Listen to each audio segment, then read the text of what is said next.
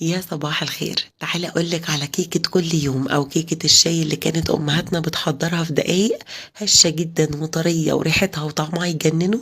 مفيش أسهل ولا أبسط منها أبدا. أول حاجة معايا كوباية زيت وتلات بيضات وكوباية سكر وكوباية حليب. هاخد الأربع مكونات دول في الخلاط وهضيف عليهم باكت فانيليا ومعلقة كبيرة من الخل ورشة بسيطة جدا من الملح. هضرب المكونات دي مع بعض كويس جدا. كوبايتين وربع من الدقيق، ضفت عليها باكت من البيكنج باودر. وأهم حاجة دلوقتي إن أنا أفضل أضرب كويس جدا لحد ما كل تكتلات الدقيق تختفي تماما. كده بقى خليط الكيك بقى جاهز، مفيش اسهل ولا ابسط من كده. ادخله فرن اكون مسخناه مسبقا على درجة حرارة 170.